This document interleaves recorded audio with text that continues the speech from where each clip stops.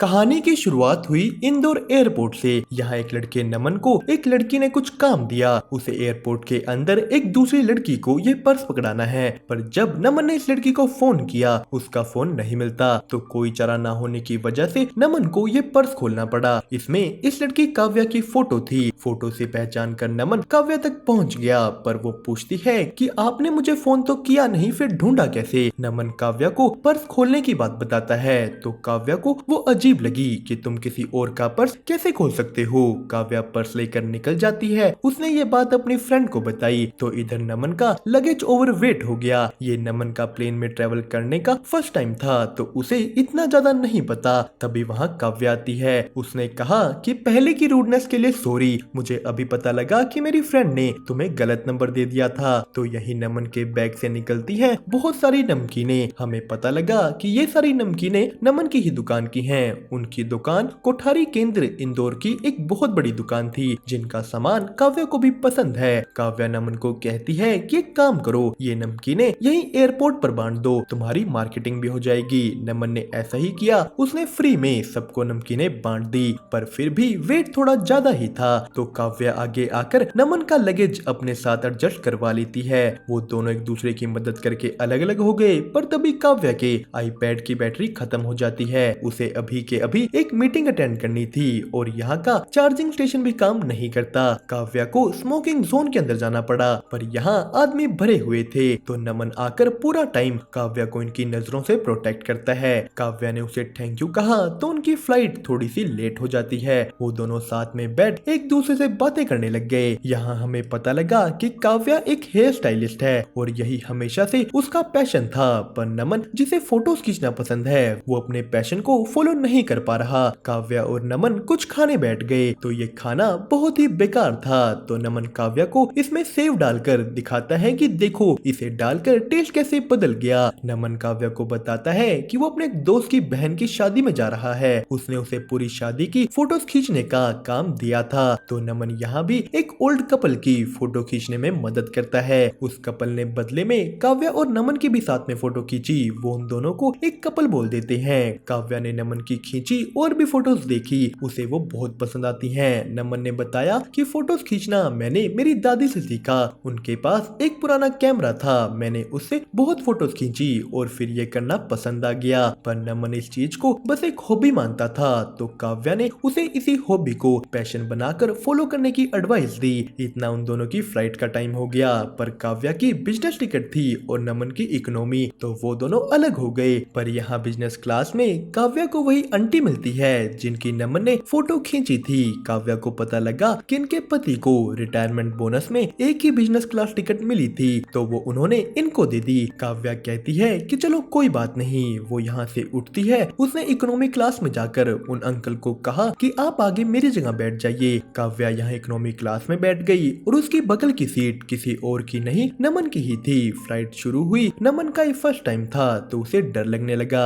यहाँ काव्या उसे गाना सुनाकर रिलैक्स करती है। नमन का काव्या पर दिल आने लगा। वो दोनों अपने परिवारों की बात करते हैं। नमन एक जॉइंट फैमिली में रहता था, तो काव्या के मम्मी पापा दुबई रहते हैं। मुंबई में बस वो उसकी बहन के साथ सारा काम संभालती। काव्या कहती है कि मेरी एक नानी भी थी, उनसे मैं बहुत प्यार करती थी, पर अभी कुछ टाइम पहले वो गुजर गए। उसने उनकी याद का एक टैटू भी करवा रखा है। पर यहीं थोड़ी आगे जाकर फ्लाइट में टर्बुलेंस बढ़ जाती है, तो उनकी फ्लाइट वापस इंदौर आ गई। फ्लाइट कैंसिल हो जाती है। नमन के टाइम से ना पहुंचने पर उसके दोस्त ने एक प्रोफेशनल कैमरामैन बुला लिया। नमन दुखी हो जाता है। तो यही काव्या 6 घंटे बाद वाली फ्लाइट में मुंबई चली जाएगी। वो दोनों अलग हो जाते हैं, पर जाते जाते नमन ने काव्या को कहा कि क्या आप मेरे साथ इंदौर घूमेंगी।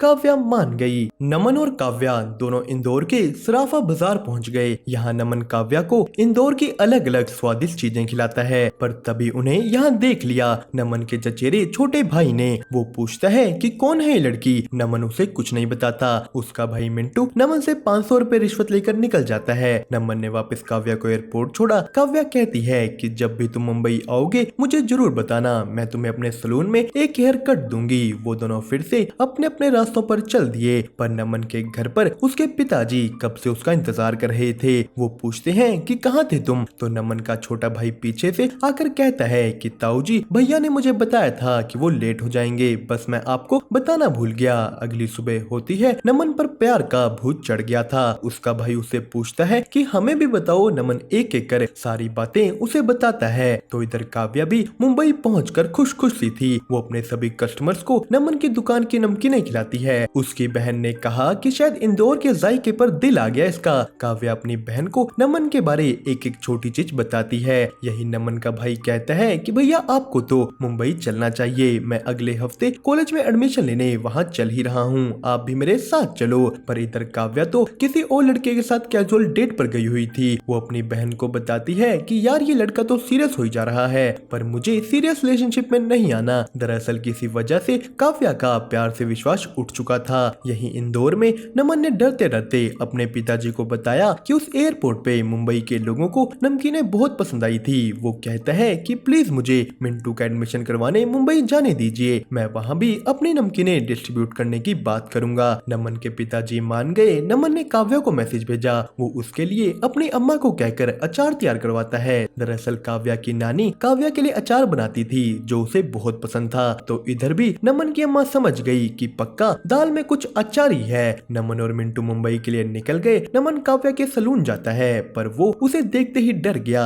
हिम्मत जुटाकर नमन काव्या से मिला। उसने उसे लाए हुए फूल दिए। काव्या भी अपना हेयर कट वाला प्रॉमिस पूरा करती है। बदले में नमन ने उसे अचार दिए, पर तभी काव्या को जरूरी काम आ जाता है। उसे नमन को अकेले छोड़कर यहाँ से जाना पड़ा। अगले 4 दिन तक नमन और उसके बीच कोई बातचीत नहीं होती, क्योंकि इधर काव्या किसी काम में बिजी थी। वो कैंसर पेशेंट्स की विग बनाने के लिए बाल इकट्ठे कर रही है, पर तभी उनका कैमरामैन जवाब दे गया। काव्या नमन को सैलून बुलाती है। वो और मिंटू सैलून पहुंच गए। नमन काव्या की इस कैंपेन की सारी फोटोज खींचता है। तो बीच में ही उसे उसके पिता का भी फोन आया कि 1 हफ्ता कहा था तुमने, तुम पता नहीं कहाँ रह गए हो। पर नमन उनकी कॉल को कट करके काव्या की एक दोस्त से मिला, जो कहती है कि मैं तुम्हें अपने एक दोस्त की फोटोग्राफी वर्कशॉप में डलवा सकती हूँ। काव्या ने नमन की तरफ से हामी भर दी और साथ ही साथ उनका कैंपेन भी सक्सेसफुल हुआ। रात को काव्या और नमन साथ में बैठे। काव्या ने उसको थैंक यू कहा और कहा कि थोड़े दिन और रुक जाओ, क्या पता मुंबई और पसंद आ जाए। तो यही नमन ने भी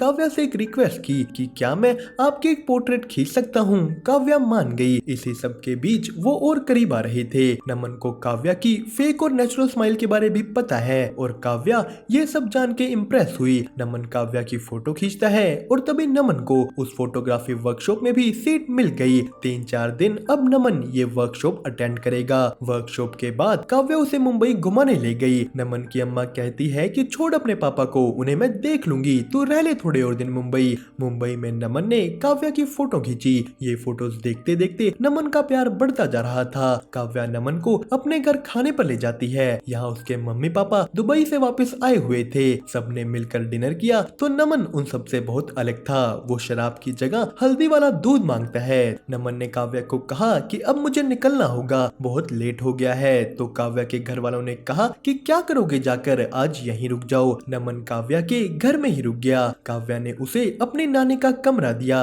वो दोनों कल होने वाले नमन के एग्जिबिट की बात करने लगे, जहाँ नमन अपनी फोटोज बहुत से लोगों के सामने लाएगा। नमन कल को लेकर नर्वस था तो काव्या उसे रिलैक्स करती है। वो दोनों बातें करते करते करीब आने लगे, पर काव्या फिर सोने चली गई। अगले दिन नमन और मिंटू एग्जीबिशन पहुंचते हैं। मिंटू ने नमन की फोटो खींचकर अपनी अम्मा को भेजी। कुछ देर बाद वहाँ एक लड़का कार्तिक आता है। वो भी नमन के साथ खड़कर अपनी गर्लफ्रेंड का इंतजार करने लगा, जो पहली बार उसे एक हाईवे पर मिली थी। दरअसल कार्तिक की गर्लफ्रेंड इनाया और काव्या अच्छे दोस्त हैं, तो वो दोनों यहाँ साथ में ही आए। सब लोग एक दूसरे से मिलते हैं। लोगों को नमन की फोटोग्राफी बहुत पसंद आ रही थी, पर फिर आती है एक ऐसी फोटो जिसे काव्या देखती रह गई। ये उसी की आंखें थी। यहाँ तभी एक बहुत बड़ी ट्रैवल मैगजीन का एडिटर आया। उसे भी नमन का काम बहुत पसंद आया था। वो नमन को अपना कार्ड दे देता है। काव्या ने खुशी से नमन को हक कर लिया। काव्या की दोस्त इनाया उससे पूछती है फिर क्या चल रहा है। काव्या ने कहा नहीं नहीं, वो तो बस दोस्त है। पर इनाया ने उसे समझाया कि देखो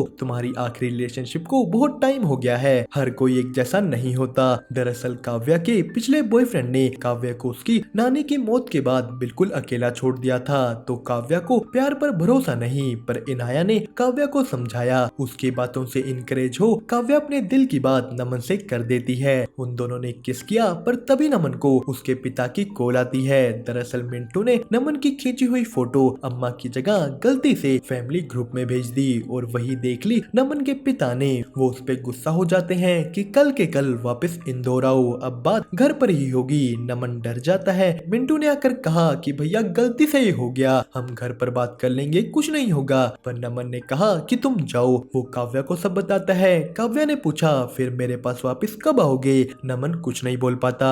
काव्या दुखी हो गई, वो उसे अलविदा कह वहां से चली गई। पर दोस्तों इस पार्ट के लिए इतना ही। आगे की कहानी आपको मिलेगी नेक्स्ट पार्ट में। तो आगे जाने से पहले वीडियो को लाइक और चैनल को सब्सक्राइब करना मत भूलिएगा।